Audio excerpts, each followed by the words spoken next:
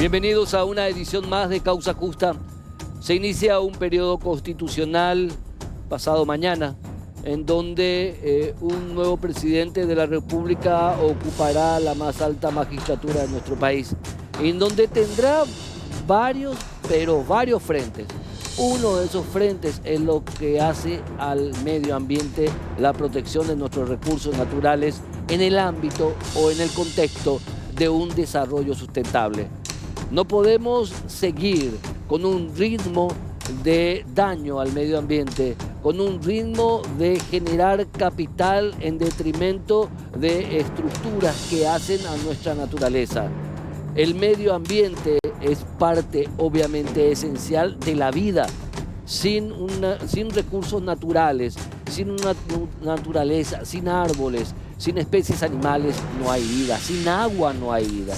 Por ende, la política medioambiental del presidente Santiago Peña tendrá que buscar justamente el desarrollo sustentable, el desarrollo basado en reutilizar, en reciclar, en reconvertir, pero también el desarrollo basado en normativas que ya existen, pero que deben ser utilizadas para castigar con la mayor dureza posible a aquellas empresas, a aquellas personas que hacen caso omiso a la lógica que pide que por favor paremos el deterioro de nuestros recursos naturales, que paremos el daño que le estamos haciendo a la tierra, sin entrar en extremismos de políticas más ideológicas que ambientales. No es menos cierto indicar que hoy día los estándares de vida a causa de la explotación de nuestra naturaleza han adquirido o se han disminuido a básicos, a cuestiones básicas en gran parte del mundo.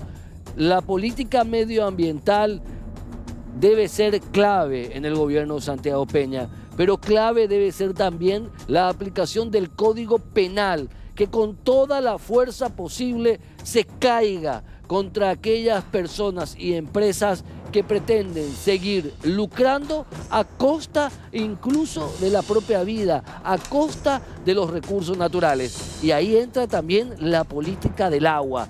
Debemos tener una política de agua en uno de los países que tiene una de las mayores reservas de agua potable, pero en uno de los países que tiene un altísimo índice de contaminación de sus ríos, arroyos, efluentes, lagos, lagunas, en donde no existe río, arroyo o lago o laguna en el país que no tenga al menos un grado de infestación, que tenga al menos un grado de deterioro. Por eso, más que nada, a Santiago Peña, como presidente de la República, le debe preocupar y mucho tener una política medioambiental acorde a los tiempos que vivimos, porque esta es la única casa en el universo que tenemos, salvo que alguna vez se encuentre en una tierra parecida, pero mientras tanto la vida aquí es el único lugar en todo el universo en donde se puede desarrollar tal como se ha desarrollado. Por eso, protejamos nuestra naturaleza, cuidemos nuestros recursos naturales, seamos ambientalistas, pero no desde el punto de vista ideológico meramente, sino desde el punto de vista de la más básica supervivencia. A la vuelta al corte, el primer tema del día de hoy. Dio mucho que hablar lo que expresó el presidente de la República, Santiago Peña, en el anterior programa de Causa Justa, más allá de lo que sostuvo con relación a que para él la representante de su gobierno ante el Consejo de la Magistratura será la doctora Lisa Pucheta, que generó todo un foco de debate que lo vamos a abordar en otro momento. Pero Santiago Peña dijo mucho más en la anterior edición de Causa Justa con relación a muchos ámbitos que hacen a su interés sobre la justicia. Muchos titulares nos dejó. Y para analizar eso que dijo, estamos en compañía de un dirigente del gremio de abogados del Movimiento Convergencia, el doctor Juan Sosa Vareiro. Gracias, doctor, por estar con nosotros. Y también de la grata compañía de un docente, abogado también, pero principalmente constitucionalista, el doctor Robert Marcial González. Gracias, querido doctor Robert, por estar con nosotros. Bienvenidos a ambos. Pero para rememorar un poco lo que nos dijo Santiago Peña, hemos hecho algunas ediciones, unas partes, breves por cierto, para rebobinar y recordar lo que había dicho en el anterior programa. Va video. Poder Ejecutivo tiene la responsabilidad de financiar la administración de la justicia. Es fundamental, es un derecho muy, pero muy importante y nosotros somos corresponsables porque la justicia no puede funcionar si no tiene los recursos. Y no están teniendo, presidente. Y no están teniendo, como no están teniendo también los recursos en materia de educación, en materia de salud. O sea, nosotros vamos a administrar recursos que son limitados para necesidades que son ilimitadas. Se está discutiendo ampliaciones presupuestarias para el Ministerio Público. Claro que necesitan más recursos, pero tenemos que entender que los recursos no caen del cielo. O sea, hay limitaciones y tenemos que trabajar para que esos recursos sean utilizados de la manera más eficiente. Y ahí también tenemos que ver qué es lo que hoy está sobrecargando al sistema de justicia. Y ahí donde sale esta idea de sentemos a hablar sobre los derechos de la propiedad, los registros de la propiedad. El catastro y los registros públicos hoy son un inhibidor del crecimiento. O sea, hay cálculos que hablan que si los registros públicos funcionaran de una manera más ágil, en coordinación con los catastros, podría haber inversiones. Hoy, con el Paraguay que hoy tenemos, de al menos 2.000 millones de dólares en nuevas inversiones. Entonces, eso obviamente es un tema. Eso es responsabilidad de la Corte Suprema. Y del Poder Ejecutivo, porque el catastro depende del Ministerio de Hacienda. Bueno, esta es una primera parte donde puntualmente volvió a insistir de algo que hace a la modificación del manejo de catastro de registros públicos, en donde hay un trabajo en conjunto entre el Poder Ejecutivo y el Poder Judicial. Más que nada habló de seguridad jurídica y que esta seguridad jurídica, en este punto, por ejemplo, podrá traer solamente eso, una inversión de 2.000 millones de dólares año. ¿Qué dicen al respecto? Doctor, por favor. Antes que nada, quiero destacar que lo escuché al presidente electo y se lo nota con un conocimiento acabado de situaciones que hoy acogotan al sistema. Si bien es parte del sistema administrativo, el Ministerio de Hacienda, el catastro y también el Poder Judicial, los registros públicos, pero no podemos negar de que hoy estamos en un caos. Seamos honestos y Héctor, vos conocés muy bien que la mayoría de los problemas de tierra en este país son por doble o triple título. Aquí necesitamos realmente un trabajo interinstitucional. Significa que catastros, registros públicos, ¿por qué no también las municipalidades y el Poder Judicial puedan establecer una política de trabajo común? Porque lastimosamente hoy títulos dobles, triples, sentencias que por un lado inscriben usucapiones, sentencias que por otro lado piden desahucios o desalojos de fincas que tal vez puedas o no puedas tener registrado. Creo que amerita un trabajo institucional y destaco también lo que dijo al inicio, el presupuesto. Es cierto, el Poder Judicial no tiene un presupuesto que le permita muchas veces poder contar con los elementos humanos tal vez o con los elementos tecnológicos que nos puedan poner a la vanguardia. Destaco esta primera parte y destaco también, por sobre todas las cosas, el interés de mejorar eso y es parte de un mejoramiento institucional. Doctor Robert Marcial González. Sí. Bueno, primero que nada coincidir tanto con la mirada del presidente Santiago Peña como por lo manifestado por el doctor Sosa. En efecto, es así. Ahora bien, yo personalmente creo que el gran desafío pasa por alejarnos un poquito del cuadro y mirarlo en perspectiva, es decir, no quedarnos con el árbol, tratar de mirar el bosque. Y en ese contexto, el gran desafío que tiene el nuevo gobierno pasa por tratar de darle contenido a nuestra democracia. Para que la democracia funcione, existen requisitos, pero antes existen prerequisitos. Y esos prerequisitos, a modo sintético, están estrechamente vinculados a la inclusión de la mayor cantidad de ciudadanos posible que puedan beneficiarse de las promesas de la democracia.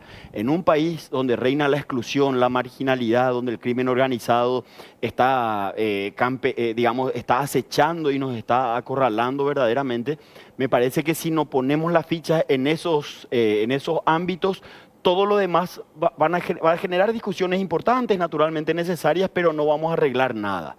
Dicho eso, simplemente para sumar, creo que es importante identificar las causas del problema vinculado al catastro, a la tierra, etcétera, y naturalmente haciendo una suerte de presentación más esquemática que exacta, no tenemos que olvidar que la tierra ha sido siempre botín de guerra de la clase política. El IBR primero, el INDER después, el manejo catastral, etcétera, han servido siempre para que cúpulas partidarias, para que cúpulas de poder puedan hacer negocios. Y basta mirar las discusiones, particularmente en la Cámara de Diputados, donde están permanentemente distritando el país. Entonces hay que preguntarse cuál es la finalidad de eso, a qué apunta, si conviene o no conviene al desarrollo de las políticas públicas y un sinfín de etcéteras, en donde el catastro juega un papel fundamental y naturalmente el Ejecutivo tiene que poner fichas ahí para poder ordenar la casa. Y sobre ese primer trabajo del Ejecutivo, naturalmente, el rol del Poder Judicial es fundamental para dar seguridad jurídica, ¿verdad? Un Poder Judicial que está desbordado, que está colapsado, que tiene muchísimos problemas de funcionamiento. Siempre vamos a tener dramas presupuestarios, Héctor, pero personalmente creo que, así como marcamos desafío para el Ejecutivo, el Poder Judicial tiene que empezar a administrar mejor sus recursos. Mientras pide más plata para su funcionamiento, tiene que mostrarle a la ciudadanía que administra bien los recursos con los que cuenta. Y hoy en ese sentido dejan mucho que desear, ¿verdad? La plata se destina a cuestiones que están lejos de ser prioritarias, por decirlo de manera elegante, y bueno, es bueno que la ciudadanía crítica, los gremios, los medios de comunicación pongan un poco el acento y el énfasis, el ojo en ese tipo de situaciones para que la justicia demuestre que está administrando bien los recursos que tiene, es decir, que gane autoridad moral primero para luego solicitar mayor presupuesto. Vamos a otra parte de lo que había señalado en Causa Justa en el programa anterior el presidente de la República, Santiago Peña. ¿Cuál es el mecanismo? La sanción, el control, trabajar sobre la impunidad, que no haya impunidad. Si hay un juez, si hay un fiscal, si hay un funcionario público que si hay un ministro de la Corte, cualquiera que está influenciado por algún grupo de interés, porque todos tienen interés. El interés de la medida de la acción y el privado tiene todo el derecho a tener su interés. Pero el sector público tiene la responsabilidad de ser imparcial y estar al servicio de la ciudadanía. Entonces, claramente ahí es donde tienen que entrar a funcionar los organismos de control. Llámese el jurado de enjuiciamiento de magistrados, el Consejo de la Magistratura, porque muchas veces ya desde el inicio entra un juez condicionado porque un padrino político fue el que le ayudó a entrar y es muchas veces ese aliado político que lo pone ahí es que por su culpa después tiene que salir. Entonces ahí que es donde claramente tienen que funcionar las instituciones. Entonces, yo conozco perfectamente de eso, me he manejado de esa manera, sea como director del Banco Central o como ministro de Hacienda, me ha tomado tener que decidir en materia de política pública y esto no se puede hacer en función a los intereses de algún grupo en particular, tiene que ser en beneficio de la ciudadanía toda. Bueno. Quiero destacar lo que dice el presidente electo, tiene que transformarse en actos reales de la clase política a quien, como bien lo dijo acá el querido colega, él representa también. Hoy ese discurso no se condice con la realidad. Tenemos un jurado de enjuiciamiento de magistrados donde han puesto a personas que no tienen una solvencia intelectual suficiente como para ser juez de jueces. Tenemos un Consejo de la Magistratura que ahora está en un problema institucional en base a que el presidente electo ya nombra a alguien antes de sentarse a conversar con quien está en funciones. O sea que las buenas intenciones que manifiesta el presidente tenemos que llevarlas al campo de la realidad. Y eso va a implicar, yo sé que el presidente Santiago Peña va a tratar de hacerlo mejor. Todos quieren tener una buena presidencia, pero para eso él va a tener que desembarazarse de la clase política que lo está condicionando y lo está haciendo cometer algunos errores que hay que decirlo, Héctor. Este programa es un programa que tiene más de 12 años en la televisión y es porque 15 años porque se dice la verdad. La verdad es, errores de entrada del presidente electo, apoyar candidaturas políticas para el Consejo de la Magistratura y ser tipo un jefe de campaña.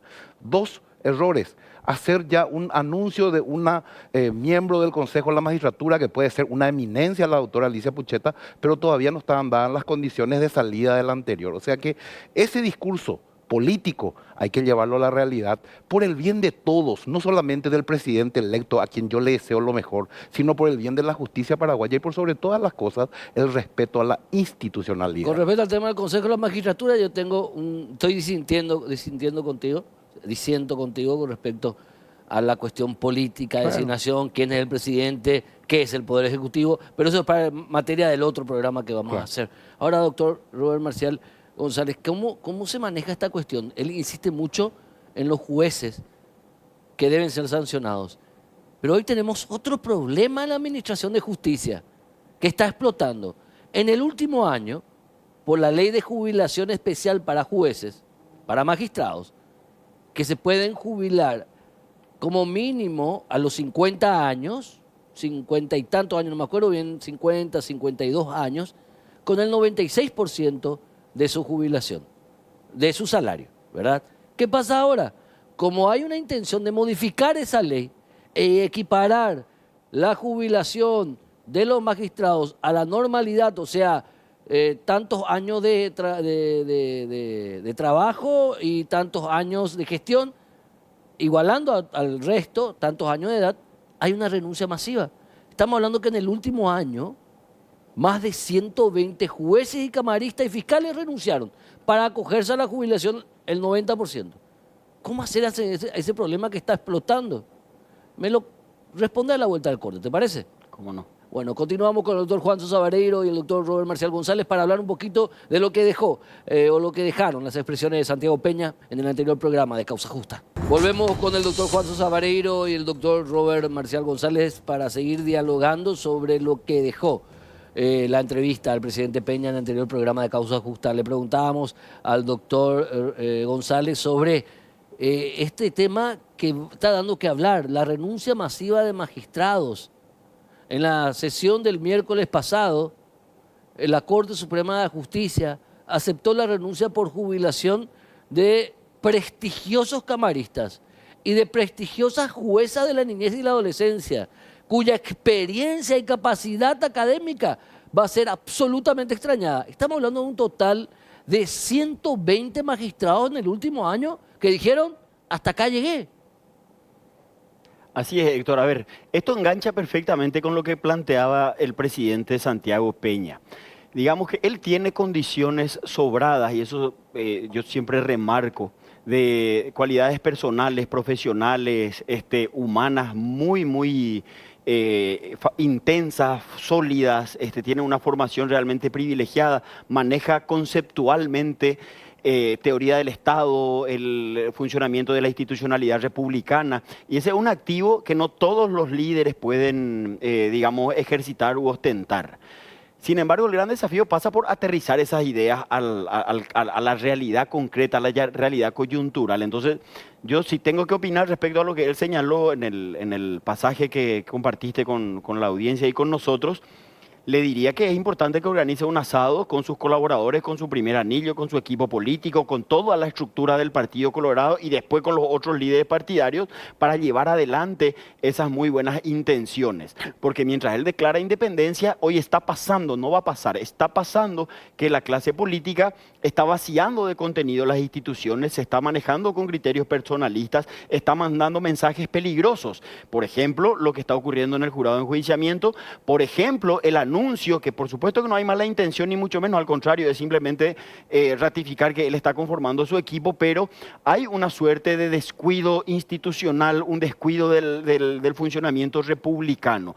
Y puede perfectamente, entre las muchas razones que estarían motivando estas renuncias, perfectamente podemos incluir que los jueces se sienten acosados por la clase política, que los jueces están cansados de esa invasión de la clase política, por un lado. Pero por otra parte, también creo que la justicia tiene que hacer autocrítica interna porque hay muy poca, no ejercitan la dignidad, la majestad de la judicatura con la intensidad que debieran. Ellos fueron los únicos que no se manifestaron públicamente por el tema de la presidencia, de la cuestionada presidencia del jurado de enjuiciamiento, cuando son ellos los principales destinatarios de ese perverso mensaje. Los gremios se quedaron callados. Se quedaron callados, ese gremio, pero todos los gremios en general hablaron, el Colegio de Abogados del Paraguay habló, sí. Y bueno, y otros colegas referentes que también, Convergencia también. Exactamente, se hicieron eco de la situación, o sea, casi que fuimos más papistas que el Papa, preocupados por el vaciamiento de la institucionalidad republicana,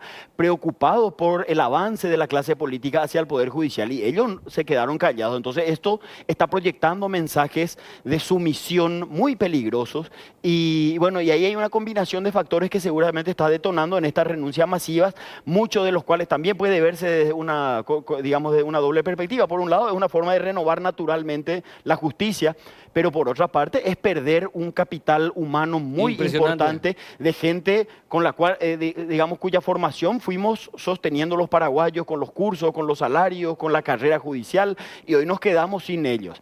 Y quiero agregar algo que me parece importante para sumar a la ecuación republicana. Por un lado, el presidente decía, bueno, hay que destituir a jueces que no dan la talla. Bueno, para ponerlo en abstracto, eso sería ejercitar controles. Y está muy bien que ejercitemos controles, pero los controles tienen que activarse de manera institucionalizada. Los controles no pueden reducirse a esta decisión coyuntural que toman 23 o 25 o 30 personas de manera meramente visceral, atropellando las instituciones o colocando en las instituciones a personas que clarísimamente no dan la talla y clarísimamente están ahí para jugar otro partido. Así que son señales sobre las cuales tenemos que poner el énfasis para si en serio nos interesa fortalecer la institucionalidad y la justicia en particular. El presidente Peña decía también esto en Causa Justa. Quiero tener un diálogo fluido, quiero tener ¿Cuáles serían tus ejes en una conversación con los integrantes de la Corte Suprema de Justicia? En un primer encuentro claramente es transmitirle mi predisposición de trabajar juntos. Yo no vengo con la intención de pulverizar la Corte, yo no vengo a remover, yo no vengo a coaccionar, yo no vengo a presionar. Yo vengo a trabajar y a colaborar y soy consciente de la responsabilidad que tengo como cabeza del Poder Ejecutivo de apoyar a una administración de la justicia que esté a la altura de lo que espera hoy la ciudadanía. Y una tarea que ellos no la pueden hacer solos, la tenemos que hacer en conjunto. Doctor Juan Sosa Vareiro. Sí, me parece que en primer lugar es cierto, el presidente tiene que darle a la Corte una tranquilidad en cuanto a que las intenciones son trabajar juntos. Me parece correcta esa parte de su apreciación. Y al mismo tiempo me parece interesante ahondar un poquitito en que ese trabajo del presidente de la República como líder de nuestro país, de nuestra república, de nuestro ordenamiento, él va a tener que trabajar con la clase política. Acabas de hablar de los jueces que se están jubilando. Te quiero dar datos concretos. Solamente este año vamos a tener entre 100 o 120 vacantes. En los próximos 3 años vamos a tener 400 vacantes. ¿Y vos creés que la clase política no está mirando con ansias copar esas vacantes? ¿Ustedes creen? Vacancias por jubilación. Jubilación, renuncia o cual sea. Tenemos 300 o cargos creados. ¿Vos creés que la clase política no está atenta a poder copar esos espacios? Y ahí va a ser donde el presidente Peña va a tener que darnos muestra de su liderazgo, donde le va a tener que atajar a su propia gente, porque es normal y natural que la clase política quiera dominar el Poder Judicial, pero es ahí... No es normal, es anormal. Lastimosamente en este país es normal, es triste decirlo, pero es la realidad. Y el presidente Peña va a tener que sostener al Poder Judicial si realmente quiere tener gobernabilidad, y por sobre todas las cosas, le va a tener que decir no a todos aquellos que lo quieren copar. ¿Le va a poder decir que no? Yo creo que el presidente tiene las condiciones, tiene el conocimiento y espero que tenga la valentía y la voluntad de hacerlo, porque si no, va a ser imposible gobernar. Imagínate tener 400 jueces que le responden al partido A, al partido B, o al partido rojo, o al partido verde. Ya no va a ser una justicia, sino va a ser quién tiene en ese momento al juez de su lado, y va a ser un caos jurídico. Entonces, defendamos, presidente Peña, la institucionalidad del Poder Judicial, defendamos, presidente Peña, la independencia del Poder Judicial, pero por sobre todas las cosas, cuidemos que ese entorno político, que es natural, que quiera copar la parte judicial, no lo pueda hacer, y usted va a ser el gran responsable que eso no ocurra. Doctor Robert Marcial González. Agrego simplemente que sí es normal, Héctor. En abstracto es normal que la clase política quiera copar, porque estamos hablando de poder, y el poder por su propia naturaleza es invasivo. El poder siempre quiere más. Por eso decía Lord Acton que el poder corrompe y el poder absoluto corrompe absolutamente. Y frente a eso es que nace el constitucionalismo, es que nace la república. El constitucionalismo tiene que verse como una suerte de antídoto contra toda forma de poder concentrado. ¿Y cómo funciona ese antídoto? Dividiendo el poder, fraccionando el poder y permitiendo que los poderes se controlen recíprocamente. Esa es la institucionalidad a la que tenemos que apuntar. Dicho eso, de vuelta, yo no tengo ninguna duda de que lo que declaró el presidente en el extracto que compartiste nuevamente con nosotros es tal cual. Pero él habló en primera persona. De hecho, el Zócalo decía yo no vengo a, habla en primera persona, y yo no tengo dudas que él está siendo sincero, y no tengo duda que además genuinamente va a trabajar por esos ejes que manifestó. Pero el problema es que la política no funciona de manera personalista, no funciona con el yo. Él tiene que preguntarse, más allá de su intención, cómo está actuando su equipo, cómo está actuando su partido, cómo está actuando sus parlamentarios. Sus parlamentarios no que dependan de él, sino que en el sentido de que forman parte de su propia línea de acción. Y esa gente hoy, de vuelta, está dando señales claras de que no le interesa la institucionalidad, de que están vaciando de hecho las instituciones, de que están copando las instituciones, de que están atropellando las instituciones. Y eso solamente se combate con énfasis en la República. Y esa conversación que él manifestó que quiere tener es necesaria, es legítima y es querida por el sistema. Vale recordar que el Paraguay, en la propia Constitución, establece un régimen de cogobierno entre el legislativo, el ejecutivo y el judicial, y por supuesto que nuestra historia demanda a gritos la presencia de un líder positivo, de un estadista que pueda encaminar ese cogobierno al que refiere la Constitución. Ojalá que cumpla su promesa, pero sobre todo ojalá que empiece a enviar señales de que está tratando de que su equipo juegue en el mismo partido. Doctor Juan Sosa Vareiro, doctor Robert Marcial González, muchísimas gracias por estos análisis. Muchas gracias. Gracias a usted. A la vuelta del corte vamos a hablar de un tema que generó muchas reacciones, la detención de la pareja de una jueza de Capiatá en el marco de una investigación por la comisión de extorsión y otros tipos penales. A la vuelta del corte. En una operación de investigación y de la policía y también del Ministerio Público se detuvo el fin de semana pasado al abogado Farid Gustavo González Ledesma en una causa por extorsión, en donde él estaba de alguna manera directamente presionando, para usar esa palabra, a una mujer que había sido víctima de violencia intrafamiliar y que había denunciado lo que le estaba pasando ante el juzgado de la doctora Salomón, jueza que estaba a cargo de su caso, pero que a su vez es esposa o pareja de este abogado detenido. Pero está con nosotros la víctima de toda esta historia que nos va a contar todo lo que pasó para entender la misma historia. Señora Pamela, gracias por estar con nosotros. Bienvenida. Gracias a ustedes. Buenas noches. El día 4 de agosto al doctor Farid se le agarró en el shopping 14 y medio. Hablé con el fiscal Joel Casal. Él fue el que preparó todo su operativo con la gente de antisecuestro, ya que el marido de la jueza, el doctor Farid, me estaba pidiendo constantemente dinero. Primero me pidió 10 millones, luego me pidió una suma de 20 millones y luego 30 millones para que pueda salir una resolución, ya que mi agresor constantemente me estaba hostigando, amenazando, sacando armas de fuego, paseándose en su vehículo como si fuera que él estaba libre, teniendo prisión domiciliaria, incumplió muchísimas medidas.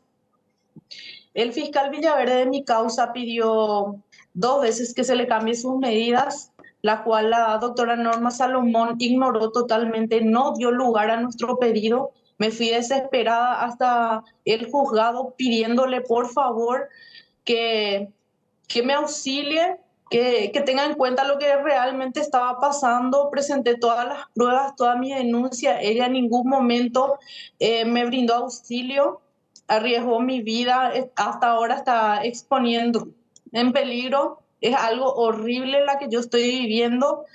Y su marido en todo momento me estaba extorsionando, pidiéndome dinero para que se le pueda cambiar las medidas. O sea, vos ¿cómo se llama, señora Pamela Núñez, cómo se llama tu expareja a quien vos acusaste de violencia y que había sido beneficiado con una prisión domiciliaria que no cumplía, porque vos tenías fotos, según tu denuncia, presentada ante la misma jueza Salomón, de que él incumplía porque se iba junto a vos, te mostraba armas, pretendía agredirte? ¿Cómo se llama tu expareja? Él se llama Carlos Gustavo Vigo Chávez. Sí. En una causa de violencia familiar ya fue condenado. Hay un hurto agravado que se está investigando, en el cual el fiscal les indicó como instigador de la causa. También me dijo el fiscal que presumiblemente está en una red de criminales y que hasta ahora no se imputó en esa causa, no se hizo absolutamente nada porque me dice el fiscal que hay jueces, fiscales y políticos de por medio en esa causa. ¿En qué causa? Tenemos dos desacuerdos ¿En qué causa? en el hurto agravado, en Ah, el que me mandó robar mi vehículo. ujú, O sea, cosas que tenía dentro de mi vehículo. ok. Después hay dos desacatos más porque incumplía sus medidas constantemente que se elevó ahora para juicio oral y esta violencia familiar porque siguió hostigando y amedrentándome en todo momento. La jueza tiene conocimiento, incluso ella vio el video y en plena audiencia me dice, pero ahí se ve que vos, Pamela, le estás siguiendo a tu agresor, en el cual mi abogada le contesta, ¿y cómo su señoría pretende usted de que ella se va a adelantar o algo así, siendo que él está cerrando el paso en todo momento a la víctima, le dice? Y Pero esa, eso no es el hecho grave. El hecho grave es que el señor Carlos Vigo está incumpliendo sus medidas. Aparte de eso, él trabaja libremente, él tiene obras porque su abogado mismo presentó contratos de obras. También dijo que su hija fue supuestamente la que estaba usando su camioneta. También dice que que el señor Carlos Vigo, que yo lo que le estaba siguiendo a él, que no era él a mí. O sea, ellos en todo momento estaban no negando, sino afirmando de que él estaba en su vehículo incumpliendo sus medidas. Y la doctora Norma Salomón, con todo esto, saca una resolución diciendo de que yo y el fiscal no estábamos contradiciendo en lo que estábamos diciendo y sacando una resolución de que no va a dar lugar a esto. Después de esto ya empieza la extorsión de a parte ver, de su marido. llegamos a esa Y, parte. Espera, Pamela, llegamos a esa sí. parte. ¿Qué pasa cuando la jueza Norma Salomón rechaza tu pedido y del fiscal del caso y de tu abogada para que a este señor Vigo se le levante la medida de prisión domiciliaria que estaba incumpliendo y vos tenías prueba de ellos para que se le envíe a un centro penitenciario? La jueza Norma Salomón rechaza esa petición de la querella y de la fiscalía. ¿Qué pasa a partir de ese Sí. momento? ¿Cómo se dan los contactos contigo según tu denuncia? En ese momento, él se va y habla con mi abogado. ¿Quién Mi él? abogado me ¿Quién, manda a llamar. quién habla con tu abogado? El doctor Farid, él le llama a mi abogado, o sea, se comunica con él y me manda a llamar mi abogado, me dice que prepare una suma de 10 millones porque en ese juzgado no se mueve nada sin pagar y que eso es de público conocimiento. ¿Qué abogado? Entonces yo ¿Cómo le se digo en llama ese el momento, abogado? ¿Cómo se llama el abogado que era tu abogado en ese entonces y que después ya dejó de ser tu abogado, me imagino? ¿Cómo se llamaba? ¿Cómo se llama? el doctor de Vaca, Julio de Vaca, ¿verdad? José de Vaca, Perdón, José José de de Vaca, Vaca. Perdón, José de Vaca. así mismo. Bueno, ¿qué te dice José de Vaca en ese entonces tu abogado? Sí, me dice que yo debo de pagar una suma de 10 millones de guaraníes para que se pueda resolver a mi favor, o si no, yo no iba a tener protección, incluso mi vida iba a estar corriendo en peligro y que es mejor pagar que seguir así, O sea, porque es lo que el esposo de la doctora Norma pidió. Incluso me muestra los mensajes de texto donde él está hablando con el doctor, perdón. espera. Hay mensaje de texto entre José de Vaca, tu entonces abogado representante, y el doctor Farid González, esposo de Norma Salomón. Asimismo, mensajes de WhatsApp. Ujú. Ok, ¿y esos mensajes no fueron rescatados por la fiscalía? Todavía no. Bueno, ¿qué más pasa, Pamela, después? Luego de eso empieza a pedirme que consiga más dinero, que es muy poco, 10 millones, porque mi agresor estaba ofreciendo más. Incluso me decía que iba a sacar la resolución a su favor si es que yo no pagaba ese monto. ¿En qué momento vos Después hablaste? de eso, Sí, pero todo esto era a través de después José de de eso, Vaca, Pamela. ¿Todo esto era a través de José de Vaca o ya era directamente con el doctor Farid no, González? no, al principio fue con el doctor José de Vaca. Luego de eso, yo me fui a denunciar en antisecuestro porque estaba desesperada, mi vida está corriendo en peligro y la justicia no hace nada, entonces desesperada me fui a denunciar este hecho. Y desde ahí empezó la investigación. Yo me comuniqué con el doctor Farid, le dije que ya tenía los 20 millones que me había pedido. ¿Y qué Me cita en el shopping 14 O y sea, medio. espera.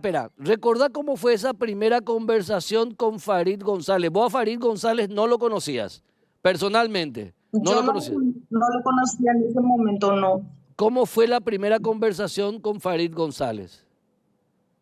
Sí, yo hice mi denuncia, me comuniqué con él yo misma Ujú. y le dije que tenía el dinero ¿Y qué para te, pagarle, o sea, la plata que él pidió, y qué te los dice 20 él? millones. ¿Y qué te dice él? Él me dice que me vaya en el shopping 14 y medio para No encontrarnos. es que te dice de qué estás hablando, yo no te conozco, ¿por qué me llamas así? No te dice eso. Primero me dice, no sé de qué me hablas, luego me dice que le pase mi número de causa, que él ya se está acordando. Al principio me dijo que no se acordaba, después sí, y después ya me cita para que le entregue ese dinero. Y me dice que le pase mi número de causa. Ujú. Ahí yo empiezo a escribirle, le paso mi número de causa, él me cita en el shopping 14 y medio para que yo me vaya. Luego empieza a hablarme, me dice que yo tengo que pagarle a la doctora Norma, lástima que no conseguí antes el dinero, y que él también tiene contactos con el Tribunal de Apelaciones, con el doctor Fabriciano Villalba. Por ahí si es que pedimos una revisión y yo pago esa cantidad, entonces si es que la doctora Norma le da prisión preventiva, que el doctor Fabriciano Villalba le puede cambiar sus medidas, entonces yo tengo que pagar también ahí. En ese entonces yo le dije que tengo conocimiento de que el doctor Fabriciano Villalba, presidente del Tribunal de Apelaciones, puso en riesgo mi vida también porque él pidió su libertad en esta causa, diciendo que él ya compurgó la mínima, cosa que es mentira, porque apenas un mes de prisión preventiva estaba llevando. Entonces él me dijo, el doctor Farid me dijo en ese momento de que yo debía de pagar un monto más alto con él. Y se fue a ver mi expediente. Esa fue la primera Luego de reunión. eso, Espera, Pamela, esa fue la así primera mismo, reunión. mi primera reunión en el shopping. Esa reunión está todo grabada. Todo grabado, sí. Está todo grabado. Cuando le menciona a su esposa, cuando le menciona al doctor Fabriciano Villalba, está todo grabado. Está todo grabado. Yo entregué mi celular a la fiscalía, en el cual está todo grabado. Presenté también audios, videos en pendrive de la primera vez que nosotros nos reunimos y de lo que nosotros hablamos. Pero ya había sido hecha la denuncia previamente. Esa reunión fue a instancias de los investigadores, ¿verdad? Así mismo. Bueno, Yo ya había hecho mi denuncia. ahora Pamela, ¿cómo continúa la historia después de esta primera reunión? ¿Vos le entregaste 10 millones de guaraníes? Él me pide, yo ya me fui en el juzgado para autenticar todo ya con ellos. Hicimos ese procedimiento con la fiscalía y con la Sí, gente de antisecuestro, sí. porque yo le puse en su conocimiento de que de que el doctor Farid me estaba pidiendo dinero. Ujú. Esa mañana nosotros tuvimos una revisión de medidas porque hubo nuevos hechos nuevamente. Yo me presenté en el juzgado de Capiatá con mi abogada. Pedimos una revisión de medidas en el cual la doctora nos dice que esperemos un rato. Nos bajamos a ¿Qué esperar la doctora, resolución. qué doctora te dice que esperen un rato? ¿Junto a quién se van a pedir La la revisión actuaria y de la por qué? jueza, Espera. la actuaria de la jueza, la doctora Liduvina, nos pide para que esperemos afuera. En ese momento el doctor Farid me estaba mensajeando y me dice para que me vaya a entregarle ya el dinero. Antes de que saque la resolución me estaba apurando todo mal. Entonces yo le dije que me aguante, que después le ibas a llevar el dinero. No puedo cortar. Ujú. Luego de eso me llama la doctora Liduvina, me dice que la jueza quiere hablar conmigo por primera vez en su vida. Me hace pasar en su despacho y me pide que mi cartera deje a un lado porque no quiere que se grabe nada. ¿Quién te dice Nosotras con eso? mi abogado, Espera, Pamela, ¿quién te dice la eso? doctora Liduvina. ¿Y cuál es La el doctora apellido de Liduvina, Liduvina? actuaria, González creo que es. ¿Y quién es ella? ¿Ella es jueza o actuaria? Ella es la actuaria funcionaria de la doctora Norma Salomón, de la jueza. Es la actuaria de Norma Salomón. Perfecto. ¿Qué te dice la actuaria de Norma Salomón? Me dice que dejemos a un lado nuestra cartera y que pasemos a hablar con la jueza. La jueza en ese momento me dice, yo te voy a ayudar y voy a solucionar todo. Lo que ahora necesito es que te vayas a entregar lo que se pidió y que para poder solucionar todo y para poder ver para ayudarte. Espera. Y después vamos a pedir una convocatoria con tu fiscal. Ahora voy a suspender la audiencia y en la otra semana pedí, pero primero necesito que se entregue lo que vos habías prometido, me dice. Pero a ver, ¿eso lo dice frente a tu abogada también? Enfrente de mi abogada y enfrente de sus funcionarios. Así. Así mismo Pero, hay cámara de seguridad, sí. el cual se puede corroborar, ¿verdad? De que tuvimos audiencia. Después ya saca una resolución que mi audiencia se suspendió, que supuestamente yo no me presenté. Eso es totalmente falso porque ese día, esa mañana estuve ahí. Es algo que ellos planearon entre ellos. Luego de eso, su marido me cita en el Shopping San Lorenzo, donde yo me fui a hacer la entrega de dinero, en el cual al doctor Farid se le arrestó ese día y se le encontró ya recibiendo él el dinero. Esa reunión con Norma Salomón, ¿ya sabían los investigadores que vos ibas a tener esa reunión con Norma Salomón? Ellos sabían que yo iba a tener una audiencia. Ok. Yo estaba manteniendo al tanto a ellos de todo. Ahora, hay pruebas, más allá de tu testimonio y del testimonio de tu abogada, ¿hay pruebas que la doctora Norma Salomón te dijo así como te dijo? ¿Qué otras pruebas hay? Y están los funcionarios que estuvieron presentes ahí. Está el doctor, uno de sus funcionarios que no recuerdo bien su nombre, estaba la doctora Liduvina, y hay cámaras de seguridad también donde se puede ver que yo sí me presenté y que yo sí hablé con ella, incluso de que ella me pidió que deje a un lado mi cartera. Es muy fuerte porque esto se terminaba con Farid González, esposa de Norma Salomón, pero lo que vos estás diciendo le involucra absolutamente a Norma Salomón en esta historia.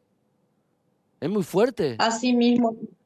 Incluso muchísima gente me escribió a mí en las redes sociales diciéndome de que que quieren hablar conmigo y que ellos quieren denunciar también, que no soy la primera persona, no soy la primera víctima de la doctora Norma Salomón y el doctor Fari, que también ya propuse como testigo en la Fiscalía de Antisecuestro.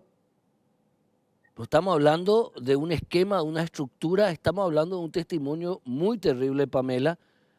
Y las pruebas. La verdad que sí. Y Pamela, vos tenías previsto venir a los estudios de Causa Justa, de Unicanal, de Canal 13, pero por miedo vos no salís de tu casa. Sí mismo, no estoy saliendo por miedo, me estoy resguardando y trato de cuidarme para cuidar mi integridad física, ya que mi agresor me puede hacer daño y también tengo miedo por lo que puedan reaccionar la doctora Norma Salomón y su marido, por todo lo que está ocurriendo. ¿Qué decías de la doctora Norma Salomón? Que tiene un familiar político que no quiero dar nombres porque que tengo miedo de ese lado de que ellos puedan anular esta causa, esta investigación. Yo quiero que se haga justicia. Yo sé que hay muchas víctimas que no denunciaron, que están pasando la misma cosa que yo. Yo denuncié esto porque ya no aguanto, estoy desesperada, la justicia no hace nada y lastimosamente se arregla todo con dinero. Eso es lo que a mí más me duele, lo que realmente estoy sufriendo porque están exponiendo nuestra integridad física, están poniendo en peligro y no solamente la nuestra, sino de nuestra familia también. ¿Qué sufriste a manos de Carlos Vigo? Sufrí de violencia familiar, él me pegaba mucho, me maltrataba verbalmente, psicológicamente. Por culpa de él no pude trabajar 2 años, me perjudicó muchísimo económicamente, sufrí muchas persecuciones, un hurto agravado donde él, según la investigación del policía y lo que pidió el fiscal del hurto agravado, que fue un coayudante antisecuestro, ¿verdad? Hay una escucha de llamada donde hay supuestamente un intento de secuestro ahí, la cual nunca se imputó. Yo en ese momento pasé horrible, por eso tuve que cerrar todo mi negocio. Hasta hoy en día no estoy trabajando, estoy privada de mi libertad, soy yo la que estoy privada de mi libertad por todo esto, porque no se hace justicia y tengo que resguardar mi integridad física. Estoy en un nivel de estrés altísimo, altísimo según mi psicóloga. No puedo irme ni hasta mi psicología porque él constantemente me está siguiendo y ya sabe dónde yo me voy a consultar. Estoy con la presión alta, esto me enferma, me perjudica muchísimo en todos los sentidos. Pamela Núñez, tu testimonio es demasiado valiente. Lo que me doy cuenta que estás sola, que el Estado, la justicia te está dejando sola, a merced a merced de tu expareja, y peor aún ahora. ¿Qué opinión te merece finalmente la reacción de la Corte Suprema de Justicia sobre el juzgado de Norma Salomón, que mandó a auditar, pero que yo sepa, después de lo que acaba de decir, mucha gente de ahí tiene que ser investigada penalmente? Así mismo. Incluso te voy a contar algo más. Ese día que sacaron la resolución, cuando me pidieron la primera vez para negociar y me pidieron los 10 millones, ese día ellos abrieron el juzgado hasta las 8 de la noche y toda la tarde me estaban pidiendo que yo ofrezca más para poder sacar mi resolución. Y a las 7:20 de la tarde ellos sacaron una resolución.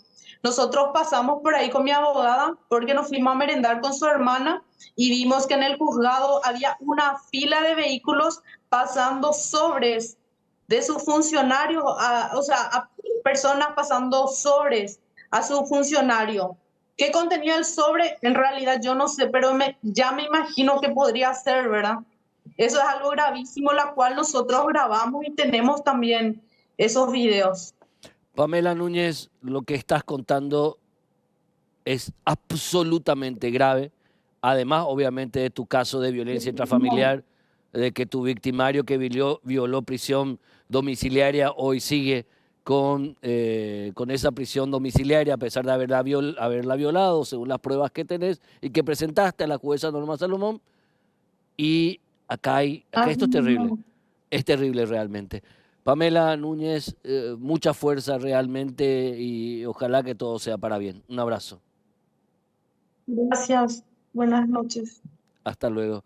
Pamela Núñez, sin palabras realmente, sin palabras. Obviamente todas las personas mencionadas en este espacio tienen todo el derecho a réplica. El doctor Farid, la doctora Norma Salomón, la actuaria de la doctora Norma Salomón, el doctor Villalba también mencionado. Terrible lo que acaba de contar Pamela Núñez. Terrible. Nos vemos en la próxima edición de Causa Justa. Chao. Sin palabras realmente.